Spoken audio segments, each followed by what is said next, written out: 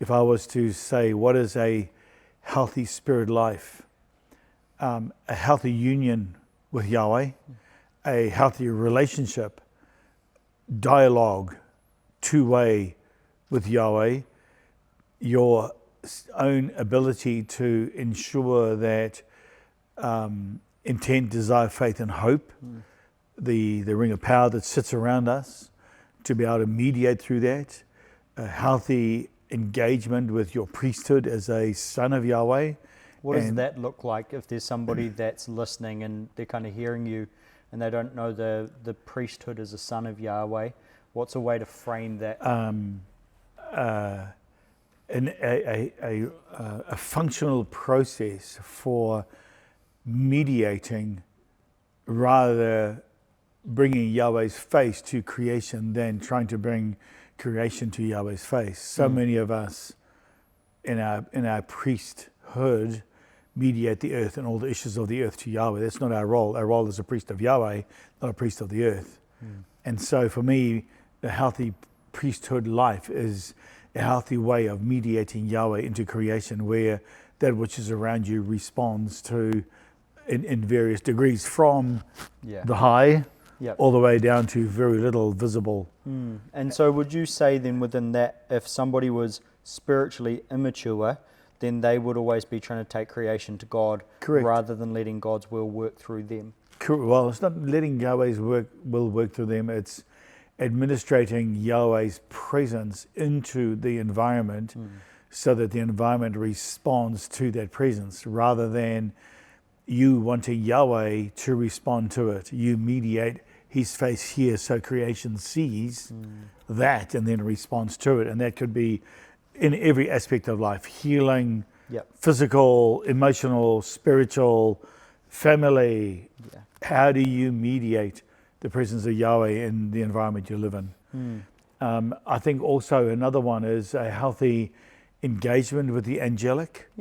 Too much focus on the demonic in the common religious system that operates in the face of the earth today, or within church life for me, and not enough on the angelic. And so a healthy understanding of the angelic world, interaction with it. I always say to people, if you're interacting with the demonic, why you're not interacting with the angelic, which whatever your eye hooks into multiplies.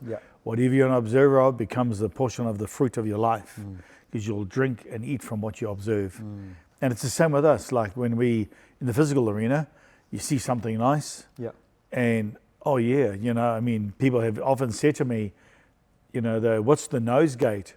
Well, if you don't believe your smell has any power over you, try and smell a drain gutter and see what happens to your physical.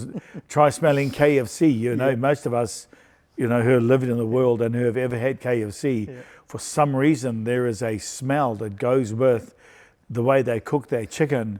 You go past it and your brain triggers a remembrance of this thing that's actually probably not all that good for you, but I don't want to go there.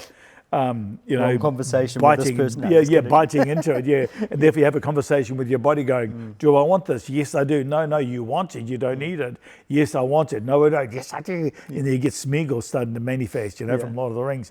Yes, I do. No, I don't. Yes, I do. All that weird stuff. And so, but I think a good, healthy spirit life. Main question, are you more of a spiritual fan or a Smeagol fan? No. That's great. I see you imitate Smeagol it depends what side of the coin you're looking at. That's great. And I think But that to me is kind of the extreme part. Cool. And then there's the very basic part, ensuring you're engaging with the word of Yahweh, ensuring that there is some process of some form of a little bit of study going on in the background where you're interested, and it keeps your interest connected to Yahweh and the Word, because the Word's the foundation for everything. And so that to me is that's the least we can do. This is the most we can do, but you don't let go the least just because you're doing the most. You have the whole scale, and it's like that with food. You can't just let go sugar, and because there are things in sugar and specific different kinds of sugar for me that you need in your body to actually have your body function properly. So it's no and yes, and it's the whole thing, and then where you fit within that. So absolutely. Now I think it's really interesting, because I think one of the sayings that I heard a while ago was fear and hope are both things that you can't see, but you choose which one you anchor into. Yep. And I know it's a little bit off that, but it's like that's your demonic versus the angelic. It's your ignorance versus intentionality. And I think so often because we're not led in... But not all fear is bad. Correct, yeah. So just make sure we understand that. Sorry, evil. Yeah, evil. Evil's a different thing, not fear. Yeah. I'll fix my wording. Yeah. But as you come into the stuff, because I mean, when you are, like every individual person's on their own journey, and they're going to be pursuing a relationship with God, and the outworking of that is going to appear different for everybody. And if I tried to be you, I would fail. And so how do you then encourage, because I think one of the huge components of health, and it's been a theme within Son of Thunder, and it's one of the focuses for this year, is around community. It's around integrating people so that they can be iron sharpening iron. And how do you then collaborate and walk alongside people if there's disunity in them around their lane? For me, that's always been a conscious choice that a person has to make. I've forgotten what the word that's used, but it's a dissidence that's inside of them where it's two different frequencies that creates disharmony. Yeah. Whichever one is the strongest of that dissidence is the one that'll eventually end up being the preeminent one. Yeah. So like a what do you call it? A grandfather clock with the swings on it. Yeah. You put all sorts of grandfather clocks in one room, and by wins. morning they will all be in complete harmony with one another.